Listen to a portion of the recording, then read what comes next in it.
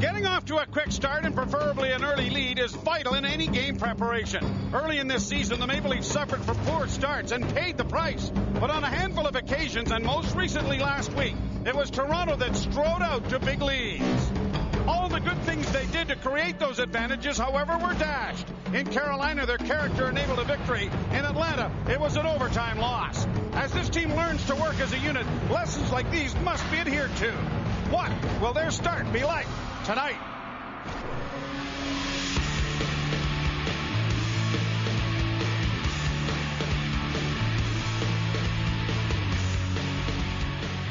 It may be getting cold outside, but let me tell you, it is getting hot in here. The Carolina Hurricanes in town to take on your Toronto Maple Leafs, which means Paul Maurice returns, but in the visitors' room, and he brings with him a heck of a goal scorer in Eric Stahl. He will be going for his 20th on the season tonight if he should beat the Leafs. Hi, everybody. I'm Jody Vance. Welcome to Molson Canadian Leaf Nation pregame here live at the Air Canada Centre, Gate 1 to be specific. Pleased to be welcomed, as always, with the esteemed panel, including, of course, Mr. Joe Bowen, play-by-play man for the Leafs, Mark Morrow, our hockey analyst, and Senior reporter, Paul Henrik. Down on the end, we make fun of you, Henny, but we love you. There's lots to cover off tonight. Oh. I'll speak for myself then. Paul Maurice, indeed, back here at one of the reporters welcomed him back and said, how do you like being back in the zoo? He said, it's always a pleasure to be in Toronto. We'll talk about Maurice and much more as we hit the headlines, brought to you by Ford, powered by you. Paul? Jody, let's go to two headlines tonight. Headline number one, kiboshing comebacks. The Leafs know all about playing with leads as of late, and holding on to them hasn't been easy.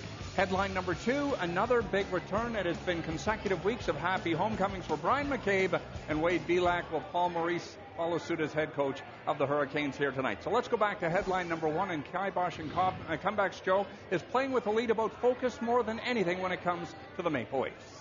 Well, we still haven't found out what kiboshing means, but I do believe I have the handle on it, and they really have kiboshed a few leads over the last little while. And really, they have just not been prepared to have prosperity and enjoy it.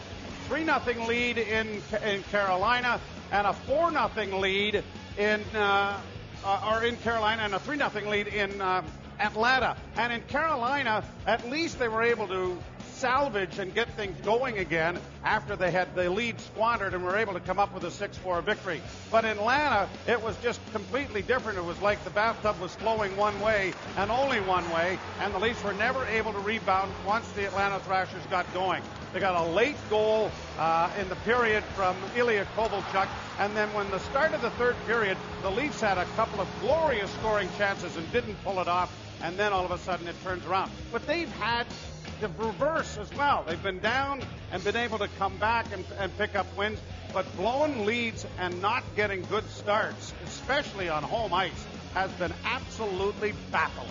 I have no explanation, and neither does the coach. Well, Joe, if you did, you wouldn't be standing here with us. No, but then you see, I wouldn't be here for 26 years because I don't know too many coaches who've got 26 years in. This is true. None. You're absolutely. All you got to do one thing out of this is you got to take the positive out of it. Yes, they blew the lead. They blew a couple of them, but they took 3 out of 4 on the road, and I think that's a big accomplishment. And they found some offense. This is a team that had only scored 2 goals at most over the previous 11 games, and now they went out and found some offense. So if there's positive things to be taken out of it, that's what that team needs to do right now heading into this game tonight. But they got to get a good start tonight. Yeah, they do. The Leafs, by the way, 8-4-3 when scoring the first goal, but as Joe alluded to, they haven't played all that well in the last couple of road games when scoring the first goal, and several of the players have theories as to how to stop comebacks by the opposition. Let's start with Jason Blake. I think it's so important to have a good start, but you got to have a good finish also. And, we got, obviously, we had a 3-4 goal lead on Carolina, and they came back. And, it's a great team. There's no question about it. But we got to find a way to not let that happen and, carry it on to the next night, obviously. And we lost it in overtime. So, we got to make sure that we're prepared for the full game, not just the start or not just the end. We got to. Points right now are so crucial that we got to make sure that we're ready. We've got off to good starts lately, the last couple games, and I think you just got to play the same way. You can't rest on your achievements early in the game and let the other team come to you. So clearly we had a couple mistakes and maybe a little letdown. And it cost us in the second game, but we've learned from it hopefully, and we'll go forward. I think everybody played a lot of games here, and everybody knows how to, what they have to do on the ice. So basically, if everybody going to do their job, I don't think you don't give the other team a sniff to get back in the game. So that's basically what you have to do, and keep it simple, and but still you have to be active and go hard on the forecheck and make him to go 200 feet every time. Well, another key is reducing turnovers, Joe. Better puck possession is important. Otherwise, it's coming back into your end, probably via an odd man rush.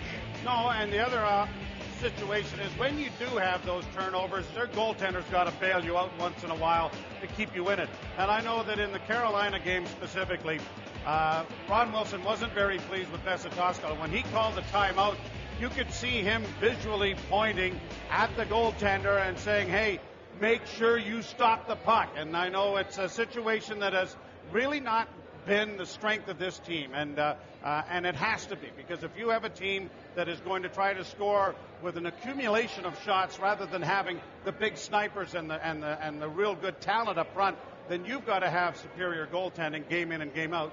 Not sure that that's happened yet. Well, it has been a homecoming of sorts the past few weeks. Here, of course, former players and coaches now back in the lineup. Brian McCabe was here in one. Wade Belak has been here in one. It's Paul Maurice's turn. How does it feel to finally be back in Toronto after leaving 6 weeks ago? It's a little colder than I expected, but it's nice to be back. Got to see the family yesterday for the first time in a while, so that was good. Of all the things you missed of Toronto, is this it right here? You thought you had a few of them in Carolina last week? No, you know what? Yeah, I think you got it wrong sometimes. I mean, sometimes it's difficult to deal with it, especially when you think it affects your team. When you make a change on a guy or a guy struggling and you make a comment about it, then the player has to deal with all this for the next 3 days before you get to play hockey again. But there's something also very nice about the interest in the game of hockey. There's no question about it. There's something real good about having people care about the game, and we're trying to grow that in Raleigh. That's why I spend as much time as I can, or have to maybe, in front of the media. We sell the game there. We have to get people in. You guys know that our locker room's open before the games, and we do a lot of things to try to get that interest here. It's already there, and sometimes you got to wrestle with it, but it's not a bad thing. Paul Maurice's teams, while in Toronto, certainly played above 500 hockey. And 2 seasons ago, Joe came within a breath of making the playoffs. It was a frustrating time last year because of all the injuries. How do you look back on Paul's 2 years as a head coach here with the blue and white? Well, it's interesting, and it's interesting, Paul's career. I mean, he had the one run where he went to the Stanley Cup final and lost and beat the Maple Leafs in the process that one season. But it really has been sort of a roller coaster ride a little bit as far as Paul Maurice is concerned. I mean, I thought he did an excellent job here. It was a situation, too, that really because of management, because it was John Ferguson's decision to have Paul here, all of that, of course, unraveled once John Ferguson was dismissed. So Paul Maurice, for the last half of the season last year, was really a lame duck coach. There was just no way that the new management, whoever that was going to be, and as it turned out, it was Brian Burke a little bit later, was going to have him as their coach and then end up having to fire him because they want their own guy. And Ron Wilson, certainly the guy that Brian Burke would prefer to have.